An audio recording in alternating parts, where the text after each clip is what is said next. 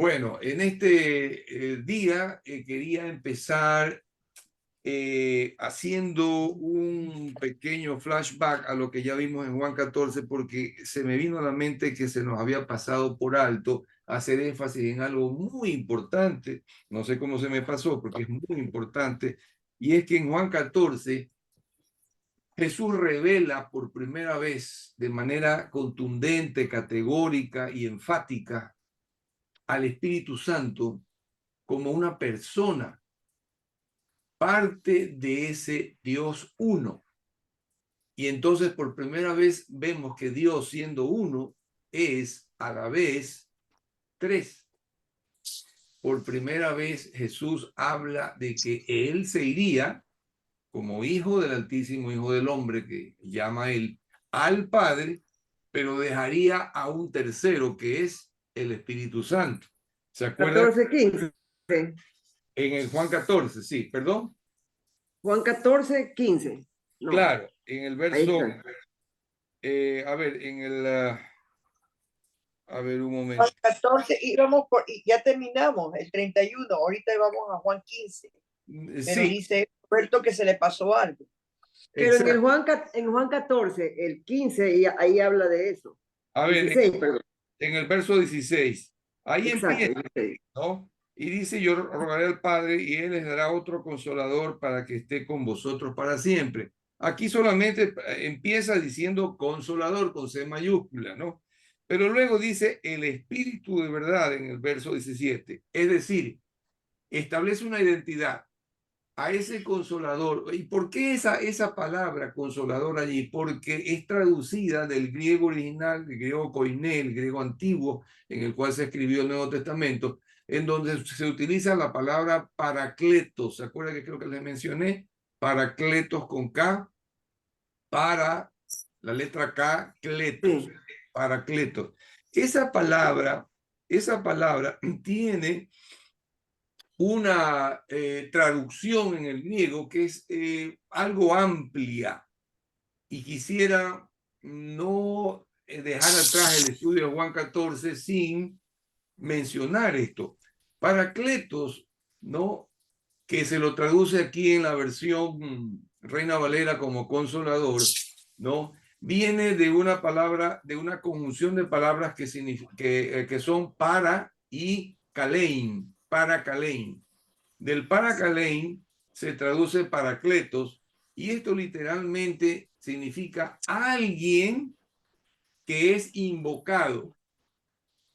Aquel que es invocado. Cuando se invoca a alguien, en el antiguo griego koiné se usaba el término paracletos, porque era alguien invocado, cuando se llamaba a alguien.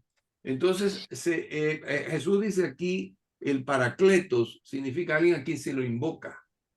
O sea que la cualidad, para empezar, que se le atribuye aquí por parte de Jesús al Espíritu Santo es alguien a quien se lo invoca. En mi Por eso Biblia dice protector. es protector. Ya vamos a ver, porque también tiene ese significado. Ya lo vamos a ver, porque son varios. Vamos a empezar con este, ¿no? Aquel que es invocado, ¿no? Es una de las acepciones. Entonces, el Espíritu Santo está para ser invocado. Por eso es que nosotros empezamos los estudios invocando su dirección, su presencia, ¿no? Realzándola porque está en nosotros, pero dándole importancia, dándole su puesto, su lugar, su función. Él tiene una función, y la función es enseñarnos, es guiarnos, dirigirnos, recordarnos todas las cosas, todo aquello que aquí Jesús lo dice, no solamente en el 14, también lo vamos a ver en el capítulo de Juan 16. Ahí también habla sobre esto, de que Él nos va a hacer acuerdo de todas las cosas. Es decir, que cuando vamos aprendiendo la palabra, ella va entrando en el corazón, pero llegado un momento dado en que se necesita, el Espíritu Santo saca del buen bagaje que está guardado en el corazón aquello específico que vamos a necesitar para enfrentar alguna situación. Se los digo por experiencia, porque a veces estoy en una situación y comienzo a orar, ya sea con ojos abiertos u ojos cerrados, y empieza a salir. Porque el Espíritu Santo intercede por nosotros ante el Padre. Eso lo dice también en Romanos 8. Dice, Él intercede por nosotros con gemidos indecibles. Es decir, cuando estamos orando, inclusive, a veces sentimos que algo sale de aquí adentro que no está controlado por nosotros. Y nosotros sí nos damos cuenta de lo que está pasando, pero no lo podemos controlar, porque es el Espíritu que está intercediendo ante el Padre por nosotros de acuerdo a su voluntad, y Él nos va a ayudar. Es que eso es parte de la vida en el Espíritu, la vida en el Espíritu Santo, que está aquí adentro, pero cuando nosotros lo ponemos en acción, wow, no nos deja de sorprender, ¿no? Y con frecuencia nos damos cuenta, nos percatamos y nos asombramos porque a veces no entendemos qué es lo que está pasando. Y a lo mejor más tarde lo vamos entendiendo. Bueno, entonces, el que es invocado. Lo segundo es también abogado defensor. Un paracletos es un abogado defensor. Cuando ellos hablaban de que necesitaban a un abogado, decían necesito un paracletos. En la antigua Grecia o el antiguo mundo donde se hablaba el griego, se referían a los abogados como paracletos. Entonces, cuando Jesús dice que les va a dejar un paracletos, está también hablándonos de que nos va a dejar un abogado, alguien que nos defienda. Y la pregunta, bueno, ¿de qué nos van a defender? A ver, uno se defiende, ¿perdón? El maligno. Exacto, se defiende de quien lo ataca, pues, ¿no? Claro. Porque si no hay quien te ataque, no tienes necesidad de defenderte. Pero si hay alguien que te ataca, tú debes defenderte. Entonces, ¿quién es el que ataca nuestras almas? Es el maligno. Satanás. Satanás, los espíritus malignos en general, todas sus huestes, los gobernadores de las tinieblas, de toda la estructura jerárquica, ¿no? Que tiene el ejército del mal en lo invisible. Nosotros podemos ser víctimas de ataques, pero tenemos quien nos defienda. Es decir, no necesitamos atemorizarnos ni peor vivir en temor, que es lo peor que puede pasarnos. No hay necesidad porque hay quien nos defienda. En este caso el abogado defensor. Pero esto nos recuerda que en Primera de Juan, antes del Apocalipsis, al final, capítulo 2, verso 1, ¿no? Dice, hijitos míos, estas cosas los escribo para que no pequen. A ver, no, pero estoy recitando mal el versículo. Vamos a ver de nuevo. Ah, no, sí, esto escribo para que no pequen, pero si alguno hubiere pecado, abogado tenemos para con el Padre a Jesucristo el justo. Y entonces aquí viene algo muy curioso, porque en este pasaje de 1 Juan 2:1, que si gustan, como ya lo hemos visto, solamente anótenlo para recordarlo, más tarde vuelven y lo leen. Primera Juan 1. Primera de Juan 2:1. Primera de Juan 2:1. Exacto. Ahí está. Aquí se habla de abogado defensor de Jesús, porque dice abogado tenemos para con el Padre a Jesucristo el justo. Pero a ver, no hemos quedado con que Paracletos es el Espíritu Santo y entonces aquí vemos cómo la Biblia en diferentes pasajes nos habla del Padre o del Hijo o del Espíritu Santo indistintamente con las mismas connotaciones, con las mismas acepciones, con las mismas cualidades. Y entonces no hay manera de que no lleguemos a la conclusión de que los tres son en realidad uno. ¿Ah? Como que fuera la misma persona, Jesucristo y el Espíritu Santo. Exacto, es que son como tres personalidades en una, como tres en uno. Donde está uno, están los otros dos.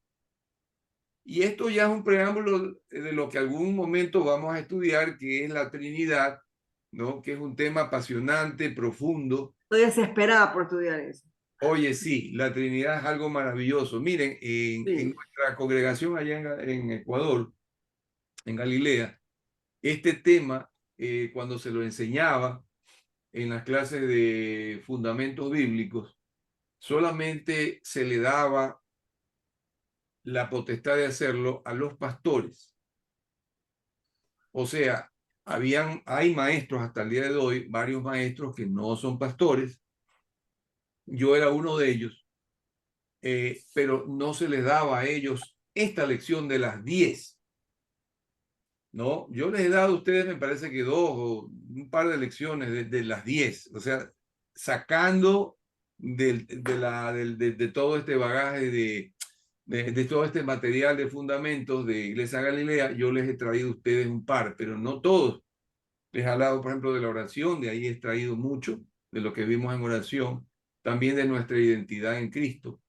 Y tal vez de 3, porque también les hablé al principio de quiénes somos en Cristo, de la salvación, etcétera. Pero el tema de la Trinidad era un tema que estaba, digamos, vedado para los maestros, excepto para los pastores. Sin embargo, yo tuve la gracia del Señor de que el pastor principal de la iglesia me autorizara para, no siendo pastor, dar esa lección, y yo he dado la lección de Trinidad. No ¿Por una, qué? varias veces. No lo sé, exactamente no se me lo ha dicho, pero yo debo asumir que es porque ellos consideran o han considerado que estoy en la capacidad, en el conocimiento de poderlo dar, a pesar de que no he cursado estudios de seminario bíblico propiamente dicho. Pero a mí me dijo la pastora María Dolores, Roberto, dalo. Pero yo no soy pastor, no importa, tienes el consentimiento del pastor Neyo Pin, que es el principal allí. Ah, no te creo, sí, sí, así que da el estudio, no hay problema. Y entonces yo lo he dado, por eso es que puedo decirles que lo puedo dar en algún momento más adelante, ya pronto, no nos vamos a demorar mucho, pero vamos a llegar a ese punto sobre esto. Y entonces esto de aquí es un preámbulo, ¿no? Es un preámbulo. Entonces, cuando hablamos de Paracletos, hablamos también, como decía, de abogado defensor, y esto lo encontramos en ese pasaje primero de Juan, pero hablando de Jesucristo. Sin embargo, lo que podemos decir es que Jesucristo nos dejó de su Espíritu. El Espíritu Santo, a quien Él envió, y también dice, el Padre os enviará, y después dice, yo les enviaré, indistintamente, porque son parte de uno mismo, ¿verdad?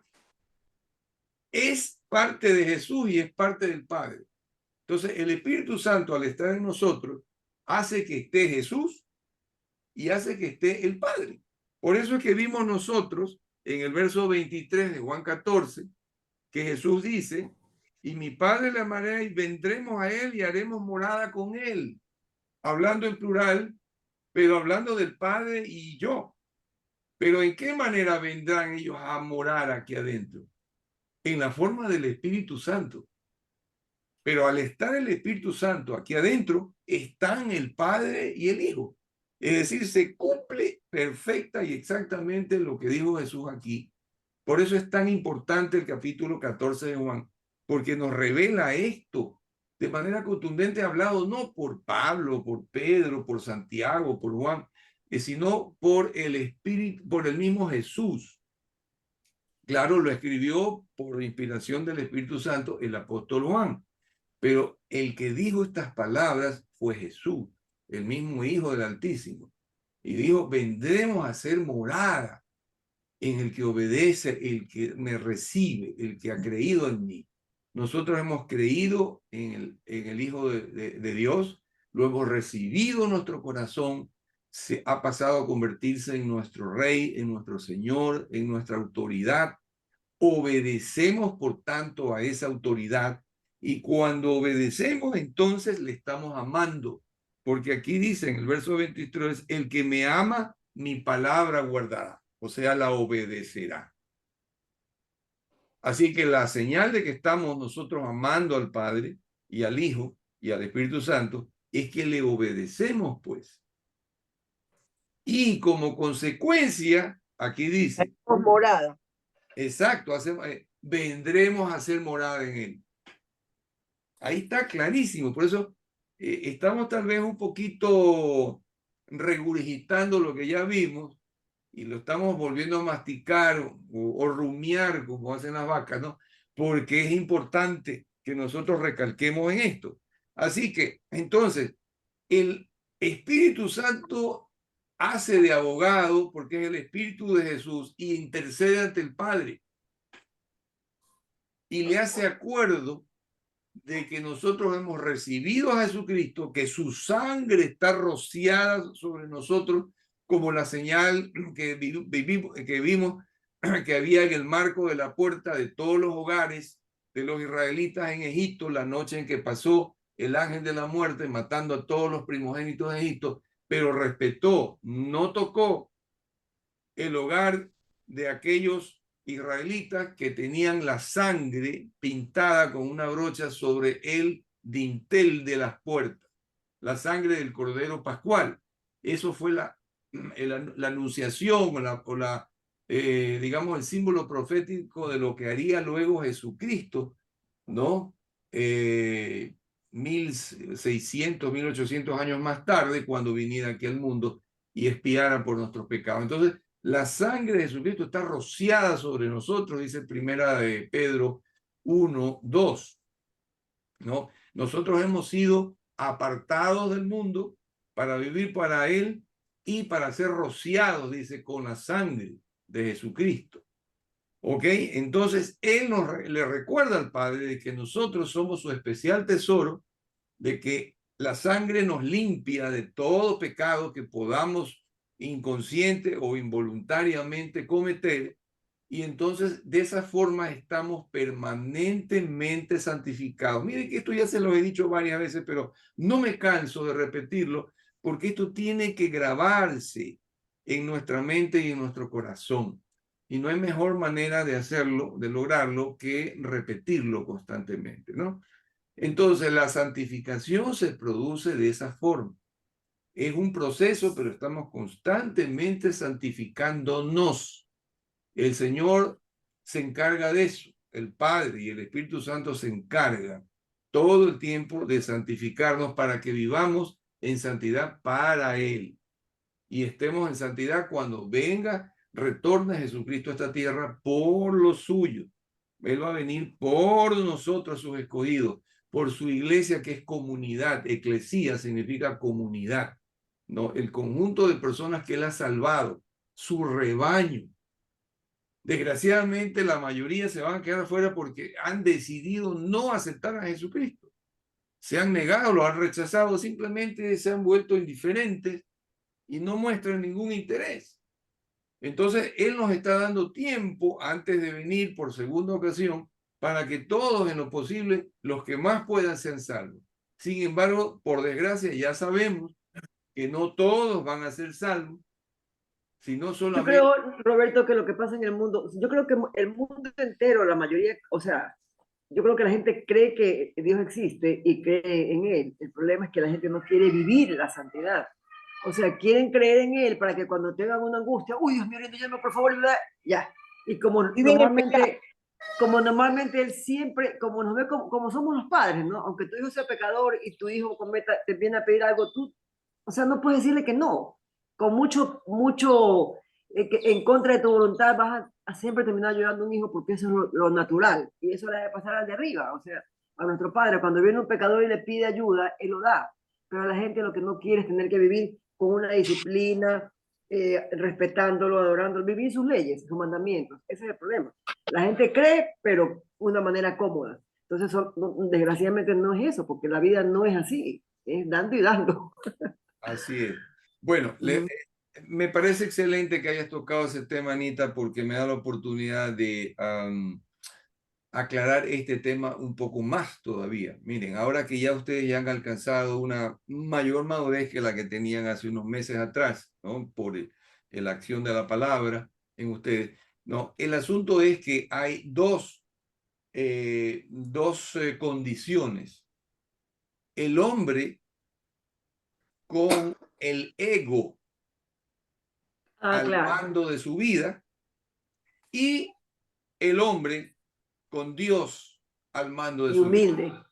Y la humildad.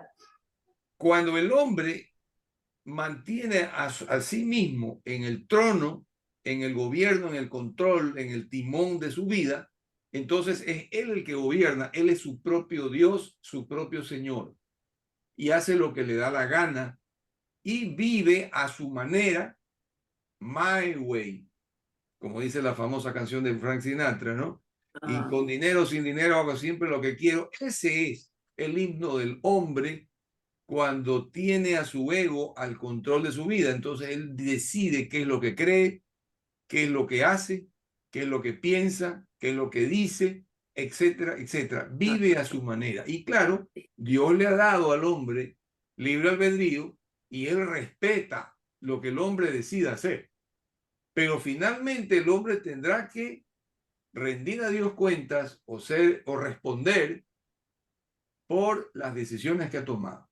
Y por eso es que va a venir el juicio final, en donde Dios le va a traer a cada hombre a un juicio para que bien sea, ¿no?, que sea defendido por un abogado que es Jesucristo, o que él solito se defienda, y como no puede realmente justificar su vida y su decisión, será condenado porque no tiene un abogado. Es como cuando tú trates de ir ante un juez y defenderte sola o solo.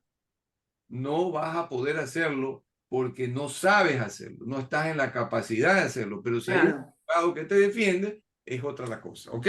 Entonces, el uno es el hombre sin Dios, sino con el ego, y el otro es el hombre con Dios. Cuando el hombre decide darle a Dios el señorío en su vida, el reinado. Tú, Jesús, eres mi rey, tú reinas aquí en mi vida. Y significa, yo hago todo lo que tú me enseñas, hago todo lo que tú mandas. Yo te pido permiso. Cuando yo iba a ir a Miami, tenía ese deseo, yo fui ante el Señor y le pedí permiso. Y le dije, Señor, ¿puedo hacerlo? ¿Debo hacerlo? ¿Qué me dices tú? Y ahí fue cuando él me dijo, haz todo lo que esté en tu corazón. Entonces, mira, hacemos la voluntad de Dios aún en las cosas más pequeñas y que aparentemente puedan parecernos triviales en nuestra vida. Mi esposa dice, María Antonia siempre dice, que a veces ella le dice hasta las cosas más simples, Señor, ¿qué me debo poner hoy día en la ropa? ¿No? Y ella siente como que el Señor le dice, no, este no, el de acá. Y ella pensaba que el de acá, pero sintió que era el de acá. Bueno, ya son experiencias de cada quien. Pero vamos a que si tú le das la primacía a Dios hasta en las cosas más pequeñas, Dios se complace, pues, y Él te responde porque tú le estás dando lugar, tú le estás dando chance. Entonces Él se goza haciendo lo que tú le pides, porque eso es lo que Él quiere, tener una relación contigo. Ahora, si tú le dices, a ver, yo quiero tener una relación contigo, pero solamente cuando yo te necesito, en el resto de cosas hago lo que me viene en gana. Entonces, ¿me explico? Entonces, ahí viene lo que tú dices, Anita, ¿no? Solamente, pero cuando el hombre hace eso, ciertamente mueve el corazón del Padre, pero por misericordia, por compasión, porque siendo pecador, ese hombre o esa mujer no puede tener una relación con él, sino que de lejos, Dios ve a las personas porque nada se escapa a su vista, a sus ojos. Y cuando ve que si alguien tiene una necesidad, se la da, pero por compasión. Entonces la gente Son paliativos. Empieza a vivir solamente por la misericordia de Dios, pero nada más, no por una relación. No por esa atribución que tenemos como hijos suyos, que ya somos cuando tenemos a Jesucristo. Entonces ahí tenemos una autoridad y podemos decir, Señor, vengo en condición de tu hijo. No por mis méritos, sino por los de Jesús, pero soy tu hijo. Y como hijo yo sé que tú eres mi padre. Y como eres mi padre, Dios amoroso, me vas a escuchar. Y conforme a tu voluntad, me vas a conceder como tú quieras. Porque muchas veces yo pido a mi manera, pero no es lo que Dios sabe que es mejor para ti. Y entonces Dios dice, no, te lo voy a dar de esta manera que es mejor todavía. Ah, entonces chévere. ¿Me explico? Claro. Te da con yapa. Ya, entonces, esa gente vive por misericordia, pero esa misericordia de Dios solamente tiene un cuarto de hora. Claro, es como una pastilla. Solamente tiene un cuarto de hora. Esa pastilla te va a durar mientras vivas en este planeta. En el momento en que la muerte te visita, pasas a un estado de eternidad en tu alma y en tu espíritu, la existencia eterna. Pero tarde que temprano esa existencia eterna va a recuperar un cuerpo y va junto ya al ser humano nuevamente recompuesto, porque la muerte nos separa, pero luego la resurrección nos va a rejuntar de nuevo. Pero los que no han recibido a Cristo van a un juicio para ver qué es lo que le corresponde, porque Dios, aparte de ser bueno, ser misericordioso, lleno de gracia, ser Es justo. luz, todo es justo, es uno de los atributos divinos. Entonces, Él va a hacer justicia, pero Él ha sido misericordioso porque toda nuestra vida nos ha esperado. Así es. Eso fue lo que a mí me conmovió cuando yo tuve ese encuentro personal con Jesucristo. Yo le pregunté, ¿por qué me has esperado? Porque Él me dijo, yo te he esperado toda tu vida. Eran 28 años. Y yo dije, ¿pero por qué? O sea, ¿quién soy yo? O sea, ¿cuál es mi merecimiento, mi gracia para que tú me hayas? Porque yo estaba consciente de que no merecía nada. Y ahí fue cuando Él me dijo, porque yo te amo. Y eso a mí me hizo pedacitos, ¿no? Y ahí fue cuando ya me derrumbó totalmente y yo me humillé ante Él y volví a sus pies, ¿no? Arrepentido, confesando y decidiendo que Él iba a ser ahora sí mi Señor y ya no me iba a apartar de Él. Eso fue hace 28 años ya. ¿Ok? Pero es la misericordia. Entonces, esa eternidad es la que nosotros decidimos aquí en esta tierra, donde la vamos a pasar. Una eternidad, una existencia eterna con vida. Eso significa con Dios porque Él es vida, o una eternidad sin vida, que es sin Dios, o sea, en muerte espiritual eterna. De eso es lo que nos libra el Padre, el Hijo y el Espíritu Santo cuando recibimos al Hijo Jesús en nuestro corazón. Porque ya estábamos condenados por el mero hecho de ser pecadores, delincuentes espirituales, ya estaba la condena, ya estaba, digamos, no es que íbamos a ser condenados, ya estábamos condenados. Porque el pecado nos condena de manera automática. Pero Él nos libró de esa condenación en lo que dice la Escritura claramente. ¿Ok? Entonces, por eso, el ser sin Cristo, en su mayoría, creen en un Dios, pero no le conocen. Y como no le conocen, peor van a tener una comunión, una relación con Él. Entonces, a ratos, claro, buscan un Dios y le imploran que tenga misericordia y bueno, por la misericordia que Él tiene, a veces Él, digamos, permite que la persona siga viviendo o de alguna manera la salva, pero esa misericordia es precaria. Se acabará el momento en que salgamos de esta vida y ahí viene la justicia de Dios y entonces ya no habrá misericordia cuando venga el juicio, sino que habrá lo que corresponda en justicia. A Si cada tiene, uno. ¿verdad? Exactamente, para cada uno, cada ser humano. Entonces, vivirá pues eternamente, existirá eternamente sin vida, sin Dios, en la condenación eterna, o existirá permanentemente en vida con Dios en la gloria. Qué lindo. Entonces, por eso digo, en esta vida empieza la vida eterna. En esta misma vida ya la tenemos. Cuando salgamos de esta vida, continúa y no se va a agotar jamás. Esa es la obra de Jesucristo en nuestra vida. Por eso debemos vivir permanentemente agradecidos con Jesucristo, con Dios por su amor. Porque lo único que lo movió a Dios a hacer esto? Es el amor que Él tiene por sus criaturas. No porque merezcamos nada, porque nada merecemos, es su amor. Pero obviamente también nuestra decisión. Porque si no hubiéramos tomado la decisión que tomamos de recibirlo a Él, nada hubiera podido concretarse. Está disponible, pero si no lo tomamos, lero, cero polito cero, no pasa nada. ¿Me explico? Lero, lero, candelero. Así que, Anita, así es como puedo contestarte esa pregunta. Los seres humanos sin Cristo se llenan de religiones, tratando de encontrar esa relación con Dios. Pero, no pueden tener esa relación porque Jesucristo vino a decir que hay un solo camino y Él es ese camino. Nadie viene al Padre sino por Él. Entonces, si no encontramos a Jesucristo vivo y lo hacemos a Él vivir aquí adentro, no podremos tener una relación ni vida eterna. Jesucristo nos regala la vida eterna cuando Él entra en nosotros y da vida a este espíritu. Y este espíritu trasciende.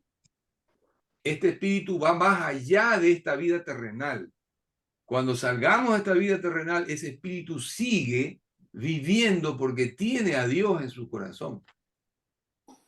Así que así de claro es. Si nosotros lo vemos así, créanme lo que estamos del otro lado, ¿no?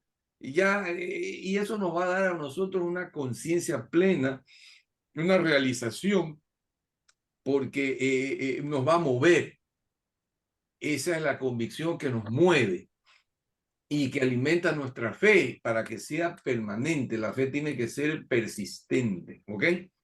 Muy bien, entonces aquí dice, ¿no? Que él también es nuestro abogado y para no dejar inconcluso esta parte, ¿no? Abogado defensor, también hay otra acepción que es, escuchen bien, alguien que ha sido llamado o invocado para ayudar a alguna persona en una situación de la que no puede salir airoso por sí solo.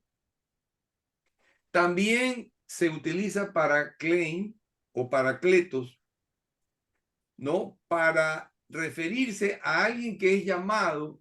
O sea, tú, por ejemplo, en antigua Grecia, llamo a una persona que me venga a ayudar porque nadie puede sacarme de esta situación sino esa persona. Por decir un abogado, ese es el abogado que me va a sacar de esta situación. Yo no puedo salir de esto solo. Otra cosa también puede ser el paracletos. Dios mío, sálvame porque me estoy muriendo y no hay nadie que me pueda salvar sino solo tú. Entonces, ese es un paracleto. Entonces, miren ustedes como el paracletos es Espíritu Santo que Jesús dijo que nos iba a dejar cuando Él se fuera, es, en otras palabras, alguien que tiene una connotación divina. Porque si es invocado para salvarte de una situación de la cual tú no puedes salir por ti solo, solamente puede ser alguien divino, ¿no? Puede también ser alguien divino, ¿no? Y luego tiene una última acepción, que es esta. Alguien que arenga a las tropas que están a punto de entrar en combate, infundiéndoles ánimo para combatir.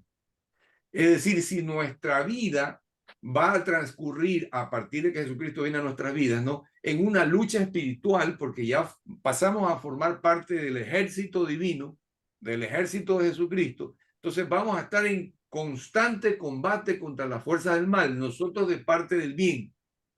El mal nos va a querer hacer caer en tentación, volver al pecado, en la esclavitud del pecado, y va a querer hacer el mal sobre nosotros, inclusive la muerte, todo, cualquier cosa que sea mala, todo va a tratar, ¿no?, de conspirar contra nosotros. Pero tenemos un abogado defensor y también alguien que nos arenga, que nos infunde aliento y ánimo. Vamos, adelante, tú puedes, todo lo puedo en Cristo que me fortalece. Vamos, si Dios es por nosotros, ¿quién contra nosotros? En todas estas cosas somos más que vencedores por medio de aquel que nos amó. todo eso es palabra de la Biblia. Entonces es el Espíritu Santo el que a través de su palabra nos arenga para continuar en la batalla contra el mal, porque dice Efesios 6 que no tenemos lucha contra carne y sangre, es decir, contra cosas físicas, sino contra, ¿no?, principados, potestades, gobernadores de maldad en las huestes de maldad en las esferas celestes, etc. Es decir, contra todo un ejército espiritual de maldad, algo que no vemos, algo que no es físico, sino que es inmaterial. Entonces tenemos que recurrir a alguien que nos anime y que nos infunda, ¿no?, ánimo para poder combatir. Miren ustedes qué cosa más interesante. Y yo les animo a que ustedes revisen todo lo que hemos visto el día de hoy a través del video que les voy a compartir más tarde, porque esto tiene que estar claro. O sea, todas estas connotaciones que implican paracletos es lo que Jesús dijo que era el Espíritu Santo.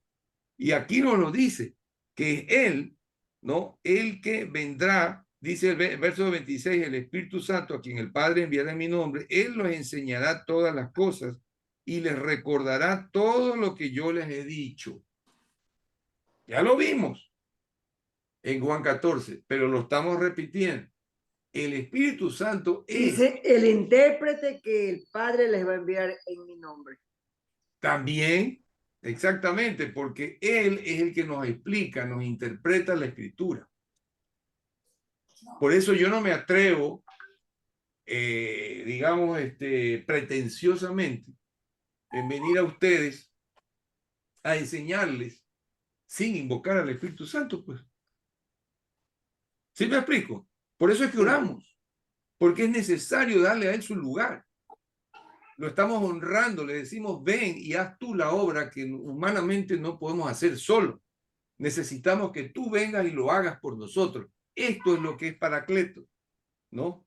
Alguien que es invocado para ayudarnos en una situación de la cual no podemos salir airosos por nosotros mismos. Yo no puedo enseñarle la palabra solo, porque comienzo a hablar a lo mejor cosas que, de acuerdo a mi mente humana, finita, no se me ocurre. Pero si lo invoco al Espíritu Santo, Él viene y hace esa parte que yo no puedo hacer usándome a mí, pero en definitiva es Él el que hace la obra. Entonces yo le estoy dando la honra a Él y la gloria a Él. Entonces Él de alguna manera también nos exalta, porque así dice la palabra, ¿no? Humillaos pues, en 1 Pedro 5, bajo la poderosa mano de Dios, y Él os exaltará cuando fuere tiempo.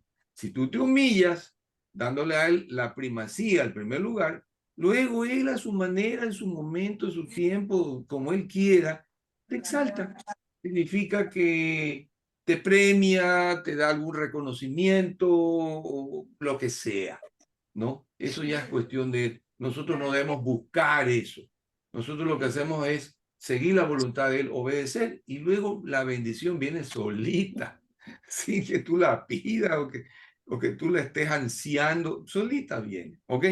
Entonces, aquí terminamos el día de hoy con esto. Es muy importante que se haya enfatizado en la importancia, en la trascendencia que tiene lo que dijo Jesús aquí en Juan 14 acerca del Espíritu Santo, cuando lo empieza a revelar y les dice, no se entristezcan, porque aunque yo me vaya, va a quedar alguien de la misma naturaleza que yo, de la misma esencia, ¿no?, de la misma sustancia. En otras palabras, es parte de mí mismo, es mi espíritu, y es el espíritu del Padre que es común en los tres. Entonces, Padre, Hijo y Espíritu Santo. Cuando se fue luego a los cielos, dice, no vayan, prediquen el Evangelio, no, bautícenlos a todos en el nombre del Padre, del Hijo y del Espíritu Santo. Significa en representación de ese Dios que es uno, pero a la vez tres. No deja de ser uno.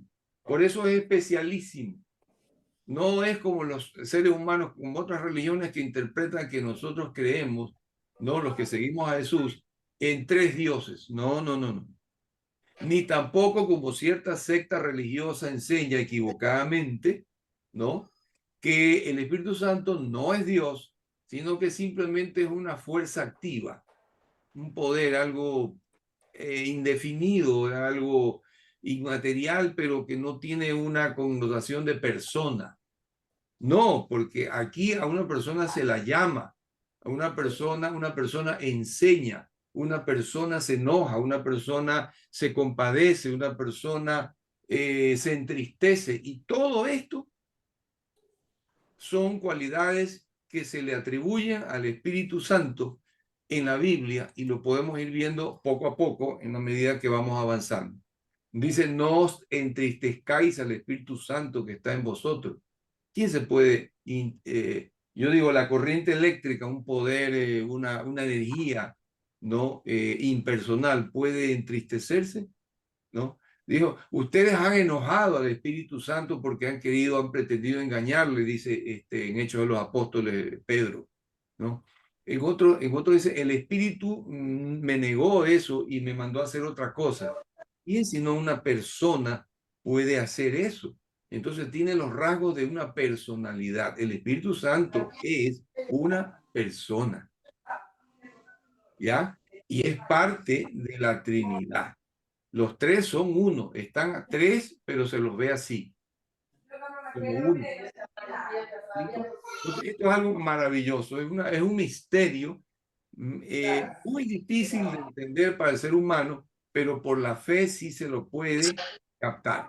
El Espíritu Santo se encarga de que nosotros entendamos hasta un cierto punto, ¿no?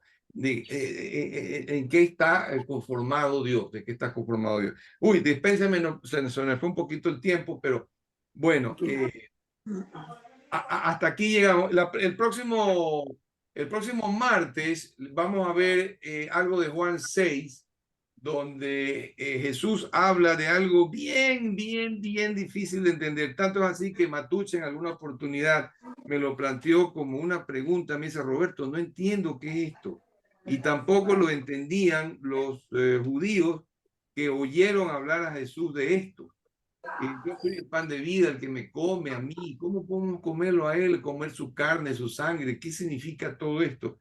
Todo esto lo vamos a ver bajo la dirección del Santo Espíritu. Bueno, hasta ahí estamos, chicos. Y Sí. vamos entonces a orar para darle gracias al Espíritu Santo, a Dios, por habernos guiado en esta mañana en este estudio. Sí. Santo Espíritu, Padre e Hijo, te bendecimos y te adoramos en este instante por todo lo que tú nos has hablado, por lo que has traído a nuestros corazones de parte tuya a través de tu palabra. Gracias por abrir nuestros entendimientos y por habernos ayudado a captar esto. Ayúdanos, Señor, para que esto se consolide, se afirme en nuestros corazones de una manera absolutamente diáfana y clara, de manera que eso se constituya en una fuerza, en un motor interior que nos mueva a mantenernos en esa fe, en la fe del Hijo de Dios, en la fe de esta relación que tenemos contigo. Gracias por todo lo que hemos visto hoy. Te pedimos que te quedes con nosotros una vez más en este nuevo día. Nos acompañes, nos guardes, nos orientes, nos cuides, y que lo hagas también con nuestras familias. Bendícenos, Señor, recordándote que somos tus hijos, y como hijos te pedimos eso, y conscientes de que eres un Padre bendecidor y que un Padre preocupado y que cuidas de nosotros, como dice la Escritura. Gracias te damos, Señor, quedamos en tus manos y oramos en nombre de Cristo Jesús, y en Él te damos gracias. Amén. Amén. Amén. Bueno. Gracias, Roberto, por tu tiempo. Besitos. Gracias, Robert. No paraste la grabación. No paré la grabación, pero en cuanto ya salgamos, ahí se para también automáticamente. Ya, pues. Aquí al finalizar también dice, ahora, ¿puedo pausar la grabación o